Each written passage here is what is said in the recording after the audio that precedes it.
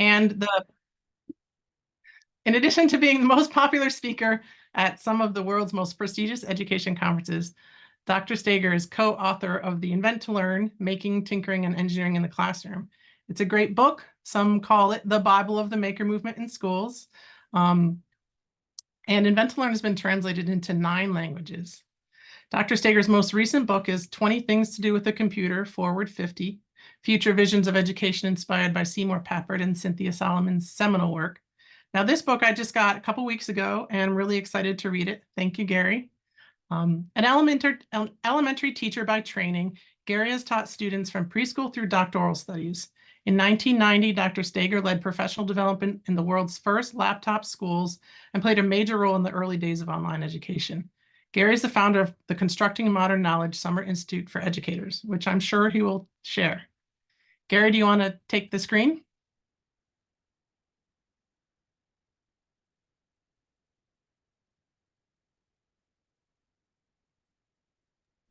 Gary, you're muted. Yeah, I'm adjusting to that. Okay.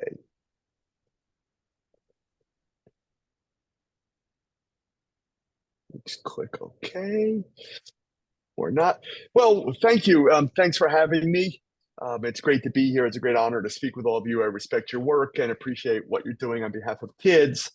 I'm currently in a hotel room in Orlando, Florida. I've been all over the place in the last couple of weeks, so it's hard to keep track of.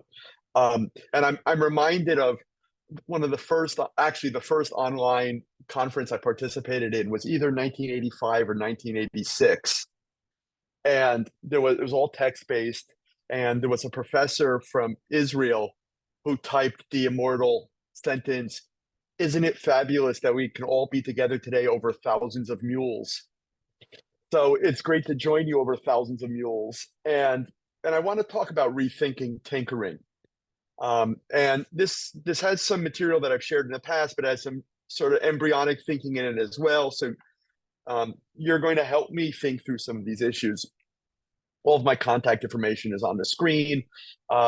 If you go to any of our websites, especially constructingmodernknowledge.com, and a pop-up asks for your email address, you'll get some materials in return, and it's a way for us to continue the conversation and to share things that I write on a regular basis, and videos and podcasts and things that may be of interest to you, or you can scan the QR code that's on the screen. As Liz so graciously said, Sylvia and I co-wrote Invent to Learn. It's almost 11 years old now, which is kind of extraordinary in the lifespan of ideas and practices in schools. And upon publication of Invent to Learn, a number of educators came to us and said, "Hey, we've got some ideas. We'd like to share them." We've now published somewhere in the neighborhood of 15 or 16 books, a lot of them about making and learning, that have been written by educators for educators. The most recent being the Invent to Learn Guide to the Microbit, which I'm enormously proud of. I like to joke that the book took longer to produce than the Manhattan Project. But we really wanted to get it right. A lot of books around the making space, particularly for educators, go from "Hello World" or "Turn it on" to "Oh shit" in 3 pages. And I think one of the skills that's important for educators to develop in the art of teaching is, what's the 5th project? What happens in the middle of a semester? What do those expectations look like?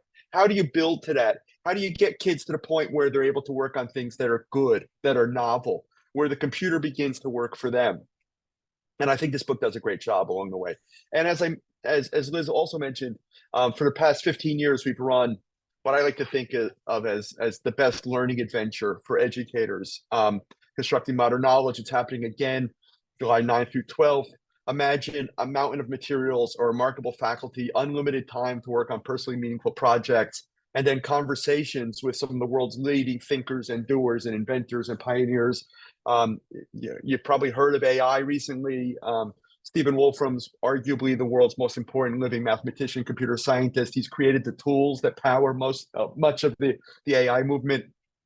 And then we couple it with things like Tricia Tunstall, who's an expert in the Venezuelan Youth Orchestra program and the pedagogical approach to using music education for social cohesion and social justice and economic development and sustaining democracy.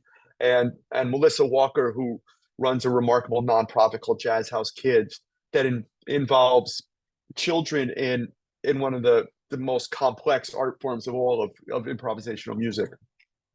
Now, the topic that I want to discuss with you today comes out of the experiences that we had when we wrote Invent to Learn, and those experiences inspired the writing of the book.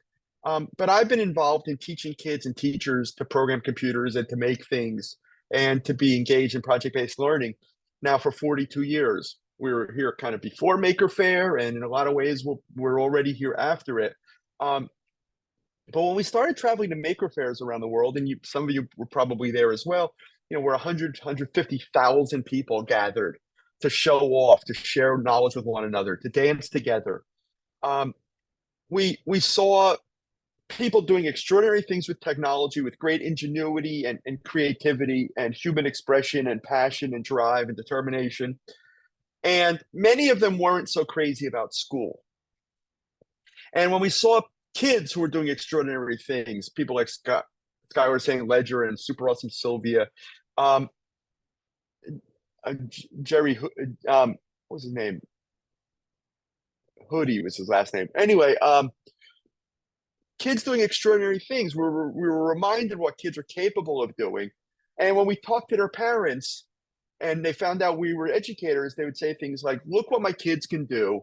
And yet every night we send them to bed crying over math worksheets, and no one gives a damn what they're capable of doing. And we wanted to build a bridge between this informal learning community that didn't have a lot of confidence in schooling and an educational system, a formal educational system that had a long tradition of combining timeless craft traditions with progressive learner-centered educational practices. And we could use the progressive education tradition to inform the maker movement, and we can use the energy and the intuitions of the maker movement to inspire educators to teach in a more learner-centered, project-based way. And we wanted to rehabilitate tinkering. We wanted to take tinkering from being this term that was sort of in the popular imagination of being facile, of being superficial, of just sort of mucking about, and reminding people that that's how great inventions emerge. Edison called his employees muckers, and that there was a tradition and a cognitive science field of endeavor that Jean Piaget called bricolage. That you would have a relationship with knowledge, with people, with materials. That the materials would speak to you and they would inform the kinds of creative acts that you might be engaged in. And we were really optimistic about that. And then, schools, the influence. And I think a lot of what's being done in school makerspaces in particular is the sort of form of tinkering that people were suspicious of, that it wasn't all that it could be. Now, before I talk about that in some more detail, it's worth thinking about what making adds. Why do we think making is important for kids' intellectual, creative, social development? I think it allows for enhanced expressiveness. If in the past it was possible to build a dinosaur out of Pop-Tart boxes, and now your cereal box dinosaur can sing, dance, or send a text message to your grandmother, why wouldn't you let kids do that? It allows us to add precision and reliability to the learning process. This isn't just following directions accurately or measuring and cutting precisely, but it's creating reliably reproducible phenomena. I make something or I have an idea and it's got some durability to it. It works now, it works after lunch, it might even work tomorrow or a month from now. That it might build some memories as well. That we can create real things. When we can create real things, then learning becomes more authentic and again has some more stickiness to it. And when we make simple things easy to do, we make complexity possible. The kids could engage in ideas, powerful ideas on the frontiers of a variety of disciplines without the notion that you have to eat all of your spinach before we let you get to dessert. That there's a world of ideas and learning adventures that are available to us if we create the space and the context in which those can come to life. We've overvalued learning with one's head, and the future requires learning with one's head, heart, and hands equally. This isn't just a way of engaging kids who aren't traditionally good at school with the curriculum, but it's a direct threat and challenge to the kids who we've told are clever, who are good at school, who are going to be entering a world in which they're going to be required to solve problems that their teachers never anticipated. And many of those problems that they solve will involve making something with their hands, with bits or atoms. I used to tell people in keynotes that of my 3 university-educated children, the only one who has lived on her own with an apartment, steady paycheck, and health insurance since the minute she graduated university was the art major. And I have an image on the screen that I just quickly downloaded from the web. My daughter is a learning designer now for the Woobles. She got into 7 of the best liberal arts schools in America based on the essay that she wrote, in which she described her heroic struggle to create a knitting and crocheting club in high school, and how she woke up in the middle of the night in a cold sweat because they had crocheted everything that was possible, and she wanted to introduce knitting, but the school principal said you couldn't have knitting needles on campus because those could be used as a weapon. And what is she to do? How are we going to have a knitting club without knitting? And she realized in the middle of the night that if she ran to the supermarket on the way to school and conned a nice lady behind the sushi counter into giving her all the chopsticks, she could bring the chopsticks into school and she could sharpen them in a pencil sharpener. That got her into Bard College, where she enjoyed a terrific education. She worked for a nonprofit for a number of years in the tech space, and then got a master's degree in textiles from the Art Institute of Chicago. This is a long way of saying that my daughter now earns a nice living crocheting full time. We don't know what kinds of jobs are going to exist. We want to prepare kids to be citizens. We want to give them opportunities to make decisions, to be flexible, to be resilient, and go in whichever path leads them to the most fulfillment. My colleague and mentor, Seymour Papert, who I had the great privilege of working with for over 20 years, told me that the best projects push up against the persistence of reality. One of the tropes in the fab and maker movement that I find unfortunate is the sort of fail early and often. And my partner Sylvia likes to say, yeah, in Silicon Valley, that also means with other people's money. And we've made failure virtuous, but there's nothing virtuous about failure. Failure is judgment. I'll close out by saying, failure is judgment. The best projects push up against the persistence of reality. If you don't understand what all those fancy words mean, it means shit happens, stuff happens. If you watch toddlers building a block tower, when the tower tumbles over unexpectedly, they laugh and rebuild it taller unless there's an adult watching, and then they cry. And so we want to, as teachers, we want to find the nutritional value in the activity. We want to know what the sweet spot is. How do we get the kids to gain the greatest benefit from being co-located in the same space at the same time, using the same materials, inspired by the same ideas? I tell this story a lot where I was watching a maker teacher, a colleague of mine who was a terrific teacher, and they had this great idea where the kids were going to program bee-bots to navigate a maze, and they were going to learn all sorts of geometric concepts by doing so, and linear measurement, estimation, etc. And I watched how over 5 weeks the kids had done nothing but cut pool noodles up to build a maze. And there's nothing wrong with cutting up pool noodles. It's awfully fun. But the educational objective was all the maths that they could learn and the programming, the debugging skills. And I finally grabbed my colleague by the collar and I said, look, let's get a roll of duct tape. Let's make a maze on the floor and tell the kids to program the robots to go through the maze. The nutritional value wasn't cutting up pool noodles. And sometimes we need to take a step back and ask, what can the kids do? What should they do? What might they do next? What are they gaining from this experience? I'm obsessed with the question of what's the smallest seed I can plant as a teacher that generates the most beautiful flower, grows the largest garden. I find that I'm most effective as a teacher when I'm moonwalking. This occurred to me recently where there's nothing more satisfying when someone raises their hand and they need some help, and as you approach them, they start waving you off because the solution has come to them.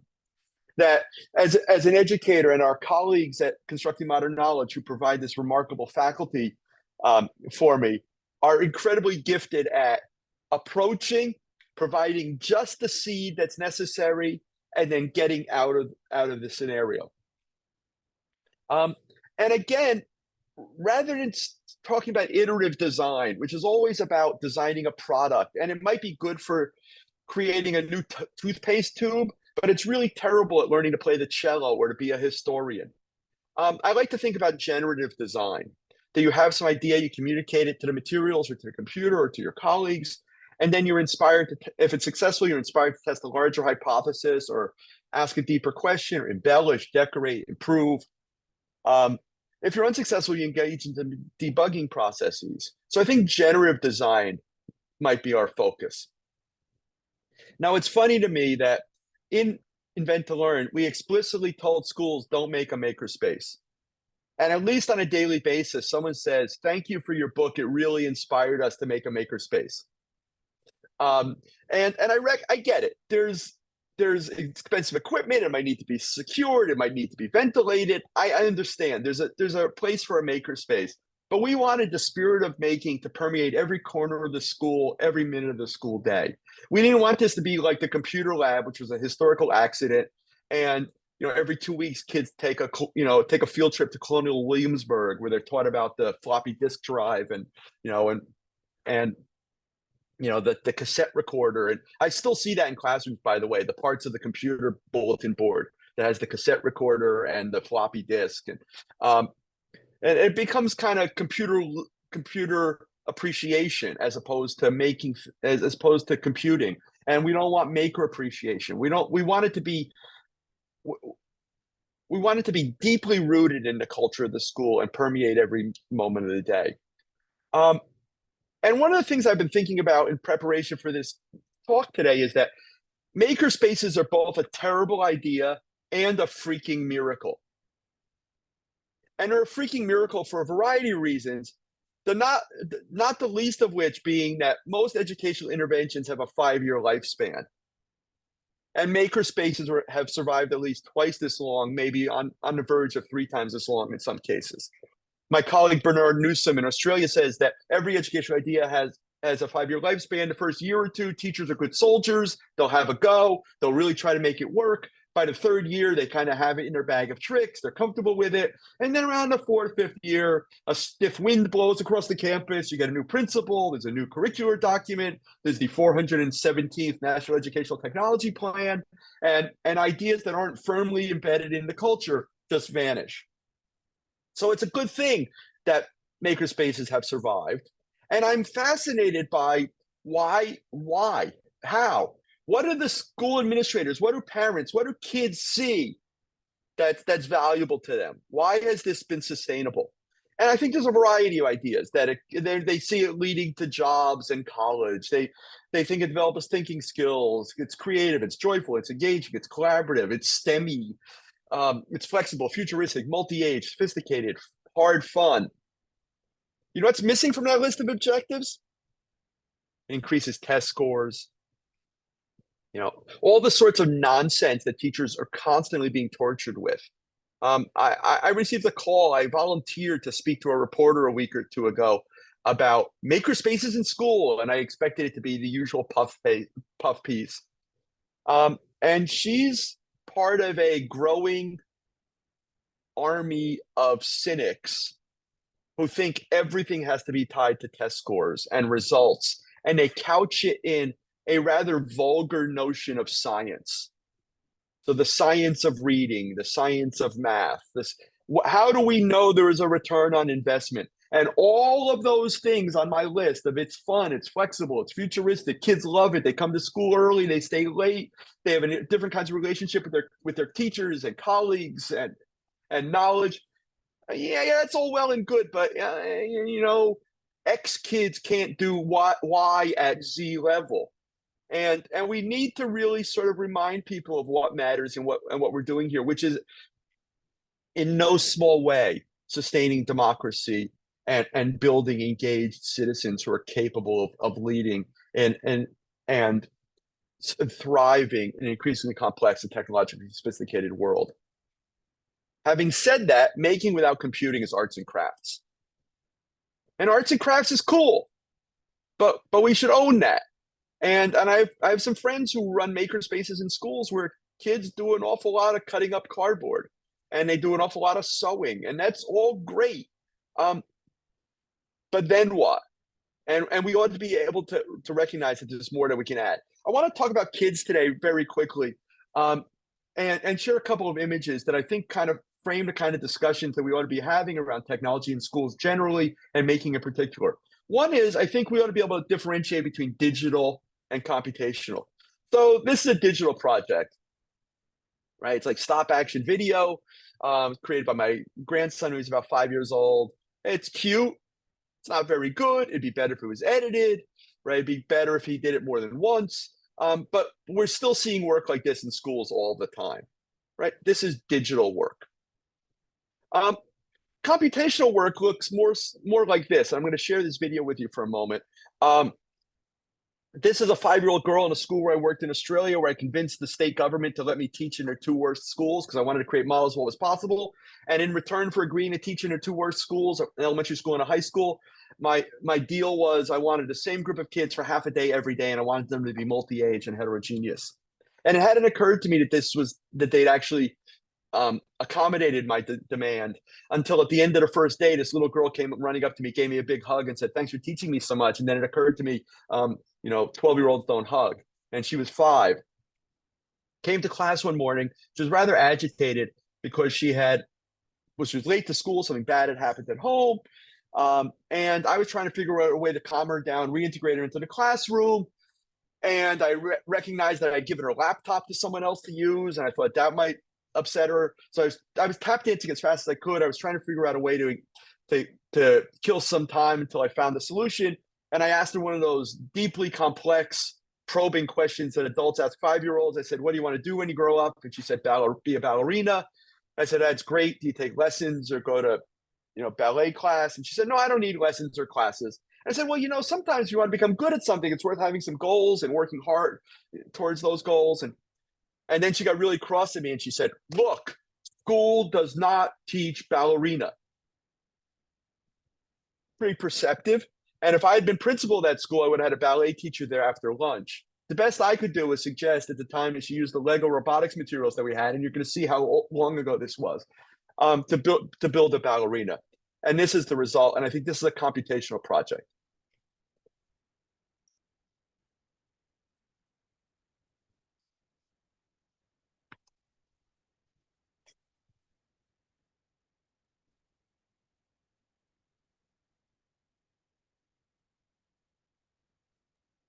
We're not getting the audio, Gary.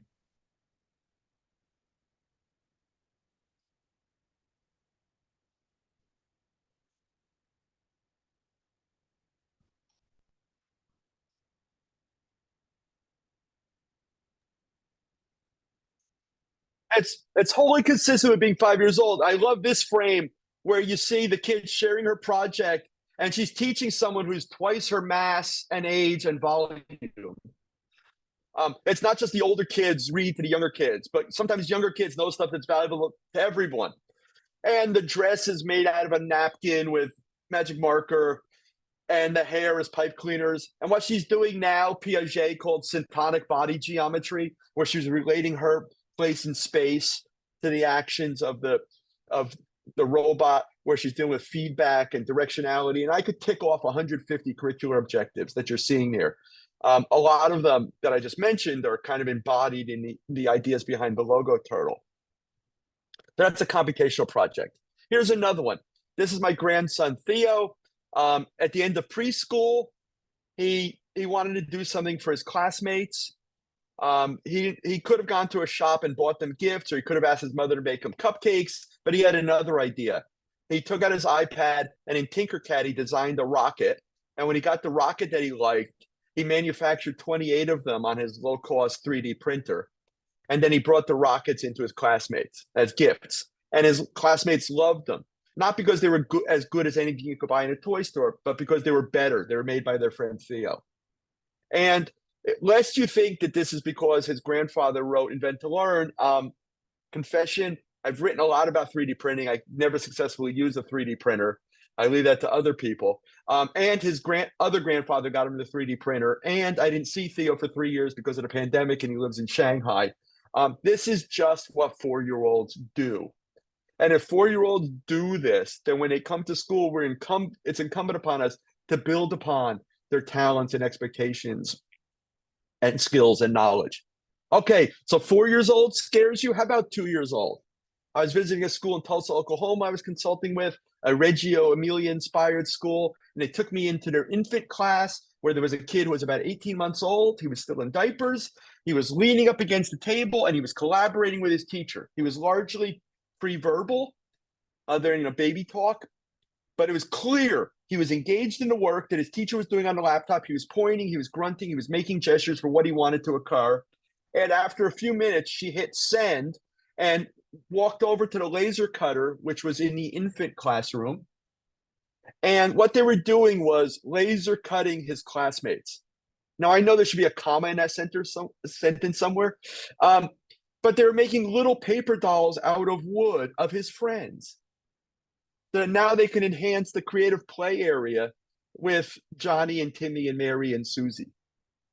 So again, imagine what's going to be possible when this kid gets to school. And we have to prevent our colleagues from forcing them to play stay on the rug when these kids have these gifts that they bring to us. If we want to do this, the first step in school improvement is to find a cure for amnesia. We stand on the shoulders of giants. Books like Being Digital and The Children's Machine and When Things Start to Think and Fab ought to be read by anyone engaged in any of this. And they certainly ought to be read by anyone who has the audacity to call themselves an expert in AI in education. I won't even talk about the people who have visionary and innovator in their job title, which just blows my mind. They ought to be able to actually show me some innovation or vision. But here's some vision for you. In 1971, Seymour Papert and Cynthia Solomon published a paper called 20 Things to Do with a Computer, in which they talked about the computer as a constructive medium, every kid having a laptop, the maker movement, a computer being a math land where you learn mathematics as naturally as learning French by living in France. And they described in details 20 things you could do with a computer in 1971. At a time when most people hadn't ever seen a computer, they talked about every child having one, where they said, if every child would be given access to a computer, computers would be cheap enough for every child to be given access to a computer. And they also described a computer laboratory where the computers could connect to motors, lights, sensors, solenoids, relays, sense devices, where kids could build an endless variety of cybernetic systems, where they can make things and they can make things go. And despite being written in 1971 at a time where most adults had never seen a computer, let alone used one, they were talking about how more than half of the suggestions that they made in the paper had already been tested in classrooms with elementary school students. So if your school is looking for a technology plan, maybe you ought to just Xerox this 50-plus-year-old document and see how your school measures up today, because most schools fail to measure up quite adequately. And the 20th thing they said was, think up 20 more things to do. Because the reality is that most technology in schools compares badly to clay and paint. The exceptions include computer programming and physical computing. We should recognize that what was good is good. We need to preserve and celebrate the timeless and get rid of the old and unnecessary and boring and tedious. I thought the maker movement could be a key to a computational renaissance. I was really optimistic. In the 1970s, Creative Computing magazine published a book called 101 Basic Computer Games. It was the first computer book to sell 1 million copies. Let me say that again. In the mid-1970s, they sold 1 million books on how to program computer games. My friend Dan Watt in 1984 published Learning with Logo. 100,000 copies of a book of how to teach computer programming to kids were sold around the world. This was at a time where, again, few people had access to a computer. So I thought the maker movement would be a way to bring about another recreational computing movement, another computer renaissance. That Gershenfeld and Negroponte and Papert taught us that we can make things with bits and atoms. My fear is that schools have left the bits behind again. That we've really embraced cardboard and magic markers. but we really need to embrace making things with bits. As I said before, making without computation is just arts and crafts.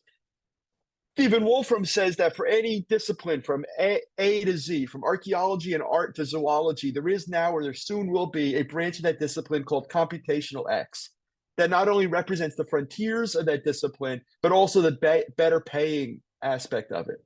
So it's really important for us to create computationally rich experiences for kids. I like to say that the best makerspace is between your ears. And computing is the secret sauce to making. It's the way to go further than we could have ever gone before. You know, people post on the web all the time or on Facebook or social media groups questions like, boy, this making is expensive. I have a limited supply budget. What can I do? And people have all sorts of ingenious ways of conserving and having kids run materials libraries and solicit donations from communities. And I support all of that. But programming is an infinite and virtually free makerspace. And when the pandemic hit, we should have put one of these in an envelope to every student. And for $25, we could have had a makerspace in every kid's bedroom where they're engaged in physical computing, making robots, learning about electronics by using things like the microbit. We've spent an enormous amount of energy and time trying to justify not teaching kids to program computers. The line that's now going around about the most popular programming language in the world is English is stupid on a number of fronts, not the least of which it's being used to imply that only a handful of kids need to have agency over the computer. You know, I want to democratize computer programming. The top picture is the first computer lab I ran in a horse trailer at a camp in 1982, where what we did with computers was make things. And then as Liz said in my introduction, I led professional development at first schools in the world where every kid had a laptop in 1990. That's older than some of you, where we committed to a laptop for every kid, where the computer was an intellectual laboratory and vehicle for self-expression, where it was explicitly a way of blurring the artificial boundaries between subject areas and extending learning time in school and creating different kinds of relationships to knowledge and to one another. I learned to program in schools in the mid-1970s at a public middle school where we had a terminal like the one you see Bill Gates and Paul Allen sitting at, where they too were lucky enough to be in the company of adults who said, here, kids, see what you can figure out, lock up when you're done. Programming is the new liberal art. It gives kids increasing agency over a technologically sophisticated world. It answers the question that Papert began asking more than 50 years ago: does the computer program the child or the child program the computer? This is an essential question at a time of fake news and AI hallucinations and rising authoritarianism and erosion in democratic values. Being able to answer the question of who's in charge, I am, is incredibly and increasingly important. So there are lots and lots and lots of reasons to learn to program. And we ought to be asserting them. The smallest, most inconsequential reason is that it can get you a job, but it concretizes abstractions, it contextualizes mathematics, it matches young people's capacity for intensity. It mirrors the writing process and other design cycles. You can do it by yourself or with others, and it's hard fun. It's not simple. It's something that the complexity builds the better you get at it. So I want to share just a couple more projects in the moments that we have together. This is a project from Constructing Modern Knowledge, where we begin with a ritual of people just shouting out crazy ideas they have for projects they want to work on, and then they just sort of bunch up and do them. And we always have an incredible range of levels of expertise, and it doesn't matter whatsoever. This was a project that was spearheaded by a kindergarten teacher and had all kinds of other colleagues involved. And it was to build a robot fortune teller. It's using the microbit and hummingbird bit robotics kit.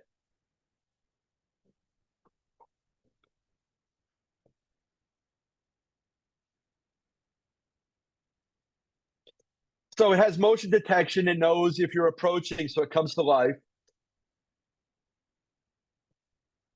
So they decided they didn't want motion detection. They wanted to put money or a key in. And then the snap program. Then the snap program comes to life and randomly tells a fortune. Um, and you know, that's kind of an unusual robotics project. Here's another unusual physical computing or robotics project. Kelly Knight was a young teacher from Florida. She had come to Constructing Modern Knowledge 5 times, and by then she knew that nutty project ideas were embraced. And she said she wanted to make an animated Marie Antoinette wig. I still to this day don't know why, but okay, I don't know what inspired her. But she created this with her colleagues, this lovely paper sculpture, this monochromatic paper sculpture with birds and flowers and things. And here it is. You'll get a sense of it in a moment. So the birds fly around, and when she leans her head forward, the accelerometer makes birds chirp.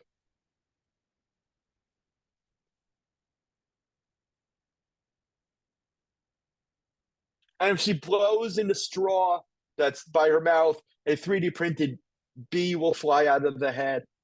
And what I love about this project is it meets all of the objectives of any kind of robotics curriculum, any kind of design thinking curriculum, any maker fab curriculum.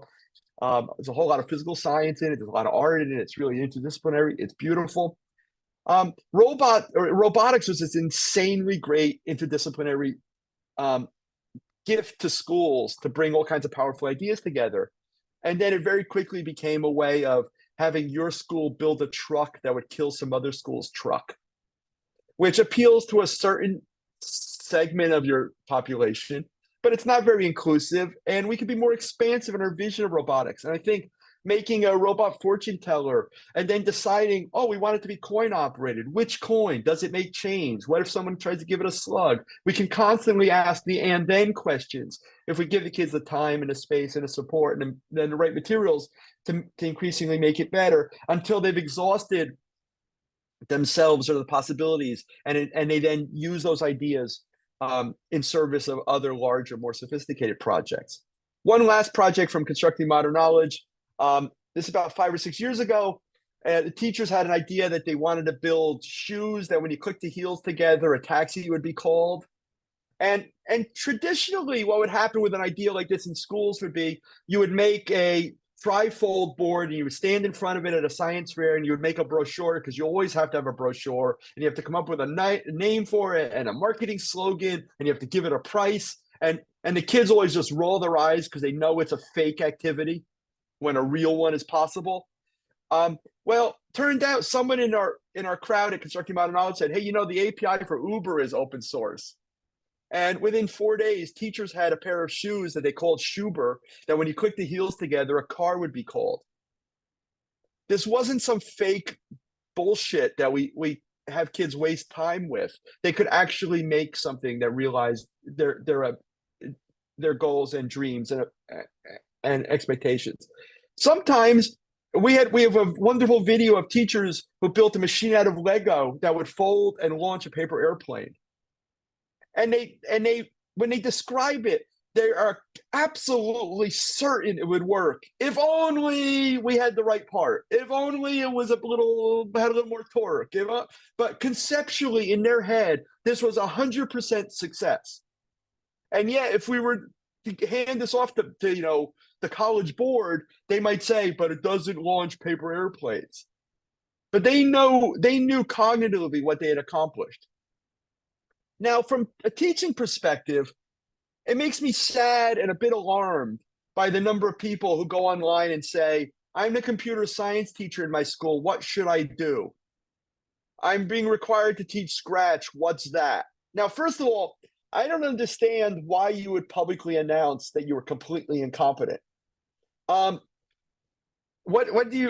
could possibly be gained by that? But then you find these sort of silly ideas like, can anyone create a Super Bowl theme that they're willing to share? Unplugged activities also welcome. 5/8, there's no material described. Okay, so we can do just anything, right? And I was thinking about, well, how would you help someone like this? One way is to recognize that you can ride up the down escalator. This was an epiphany that I had at Constructing Modern Knowledge, where a teacher said, well, we had this idea and it didn't work. So we tried a smaller version of it, a junior version of the whole game, as David Perkins teaches us. And we didn't have the right part. So we made a more modest set of expectations, and then that worked.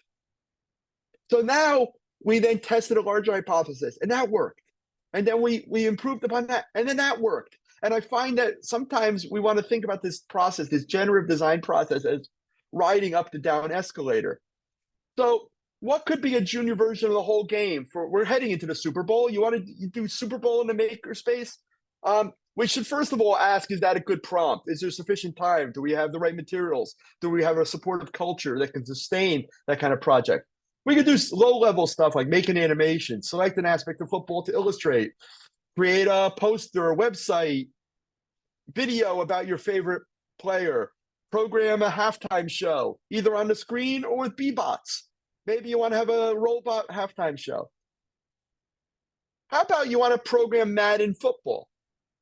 Well, that's really hard.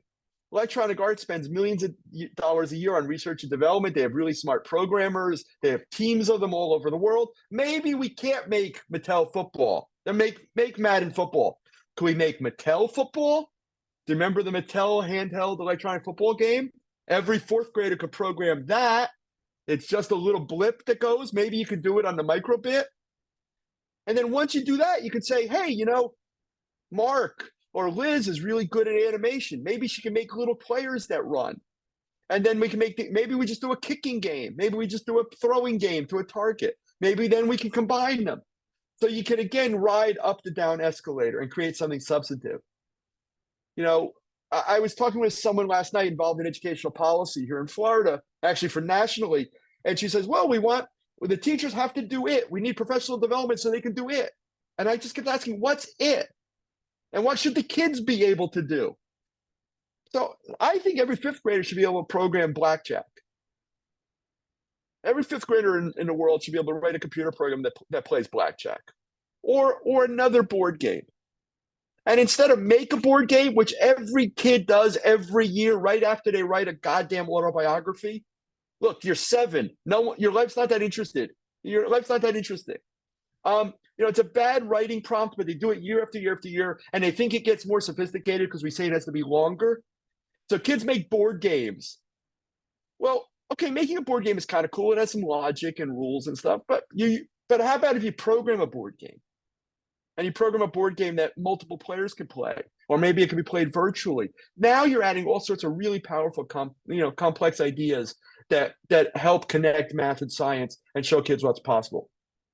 And I just want to end with one last plea and bit of encouragement.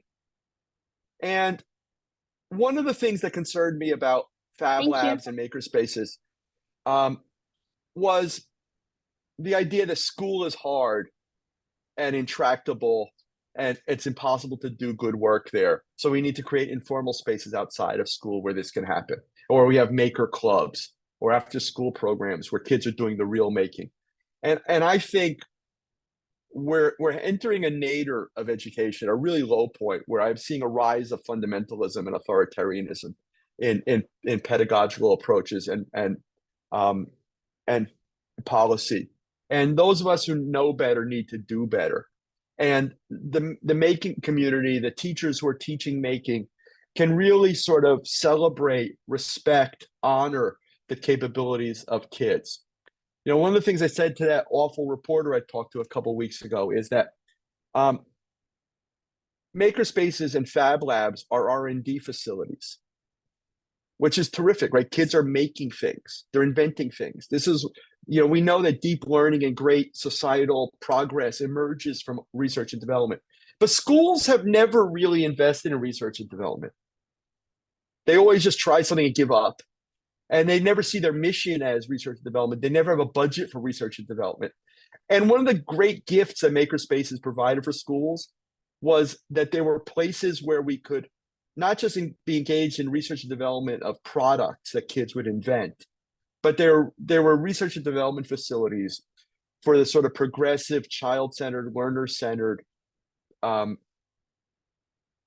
constructivist, constructionist, pedagogical experiences and deep personal learning experiences and adventures that we'd want every kid to have, so that we could then learn those lessons and then we could apply some some economies of scale to democratize them and to make them available to the largest group of kids possible. The reason we shouldn't give up on schools is because that's where the kids are. That's why all of my work is with schools, because I want to bring these kinds of rich experiences to as many kids as possible.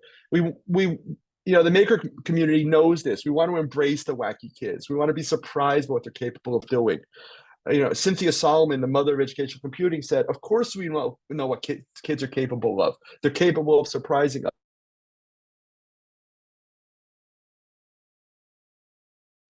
I know, is Gary frozen for everyone?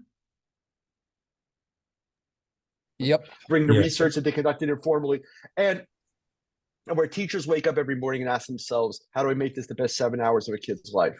And with that, I thank you for your time and attention and for the work you do on behalf of kids. Thanks. Gary, thank you so much. We really, really appreciate your thoughts. How exciting. You've given us some bits to chew on and some things to think about. Let's do our visual clapping. Nice. I saw some nice quotes of yours come through on the chat. I think what you've said is really resonating with us. Can you share a little bit about, because we just have about 3 more minutes. Can you share a little bit about how you approach this Constructing Modern Knowledge conference with teachers, and how that approach can be used by those teachers to turn around and use the same approach with their students? Well, I was having this argument over dinner last night about the importance of professional development. I said, professional development to do what? You can't choose from what you haven't seen. You can't choose from what you haven't experienced. Piaget teaches us that knowledge is a consequence of experience. So at Constructing Modern Knowledge, first thing we do is we ask the teachers to take off their teacher hat and put on their learner hat and be selfish with the experience. And we promise them that they'll have plenty of time to talk about what it means for teaching. But when the teachers, we start with a ritual where we just come up with ideas for projects. We write them down on butcher paper around the room, and then we have people express an interest in a variety of projects. They can say that they're interested in as many as possible. And then we go into a large common area, a hallway sometimes, and say, okay, if you are really hell-bent on working on a particular project, write it down on a piece of paper, hold it up above your head like Norma Ray, and other people will find you. You're not an expert, you're not a leader, you're just a buoy. You're just a gathering place. And if no one bunches up with you, you can either join another project or work by yourself. And then by the end of Constructing Modern Knowledge, every single year, teachers do stuff that takes our breath away. And we had the 2 principal designers in a microbit with us this year, and they had never seen projects as sophisticated as what were being created by these teachers at Constructing Modern Knowledge. And I'll tell you, we hear a million anecdotal stories about how teachers were ready to quit and they went back to the classroom because they believed that that's where they belong based on having their batteries recharged. But my favorite story from Constructing Modern Knowledge was a teacher who said, the second morning I packed the car and I was ready to go. And we've learned that there's an emotional arc that people ride, where the end of the first day they're exhausted, and then we go and have unlimited meat on skewers at a Brazilian churrascaria as our big institute dinner. And the second morning, she said, nothing worked. I didn't like my group. I wasn't crazy about our project. And I packed the car ready to leave, and I went to get a cup of coffee so I could stay awake for the drive home. And just as I put the cup of coffee to my lips, the solution to our problem came to me, that the bug revealed itself. And I threw the coffee away and I ran back to the group and I told them what I thought of it, and it worked. And they told me that they were worried about me and they wondered where I was. And look at the amazing project we created in the 4 days. And I said, oh, that's fantastic. She said, but that's not the lesson I'm leaving Constructing Modern Knowledge with. I said, oh, what's the lesson? She said, when do my students get to get a cup of coffee? And that anytime you're trying to solve a problem, especially if you've been programming, you're staring at the machine or you're working with the materials. As soon as you turn your back to it, the solution has a way of revealing itself to you. And yet we say, focus, time on task. And then we endlessly interrupt the kids. Liz, you were with me a week ago in Pittsburgh. We were in a closed high school, and there were 7 announcements during my hour presentation. And then we have the audacity to say kids have attention deficits. The other kinds of things that really move me about Constructing Modern Knowledge is we have a lot of newbies but we have a teacher from Chicago who's come 10 straight years. And we say, we would love to make her a member of faculty. She says, no, I want to learn how to use the new thing. That she views it as kind of a spa day for herself, where she wants to learn new things. She wants the fun of challenging herself to learn something new. And I'm deeply moved year after year after year when I hear, sometimes a long time after the Institute, how someone went for a cup of coffee with one of their heroes, or sat next to them at the baseball game, or had soup dumplings with Carlo Rinaldi, who runs the municipal preschools of Reggio Emilia, Italy. And we want people to be able to say they spent time with Stephen Wolfram rather than they heard Stephen Wolfram. So the number of times that we have a talking head is 3 or 4. The rest of the entire experience is spending a good 25, 30 hours working on personally meaningful projects with a mountain of materials and great support and humor and ice cream and fish sandwiches and meat on swords. Thank you so much, Gary. I really, really appreciate it. And we all do. We especially connect with that comment that your teacher made about when do the kids get their cup of coffee. I know for me, it's in the showers when the solutions come to me. And kids aren't. I do my best writing there. Yeah. Yeah. You're stimulating your brain. That's that our kids don't get shower breaks in the middle of programming. So, okay, thank you so much for sharing. There's a lot that you've started for the day, and there's also quite a few presentations that speak to what you're speaking about. In particular, there's a board game one coming up soon. So, oh, cool. What we have there. And now we can program video games and carry them around in a $35 little Game Boy. Then it's a game you made. The only rule that we ever had in school was you can play any game you wrote. Yeah, that's a great rule. Okay, thanks. I'm going to share my screen again. Again, applause for Gary. I appreciate it. Thanks, everyone. Thanks for the work you do. Enjoy the rest of the day. Great. I'm going to stop sharing. Thank you.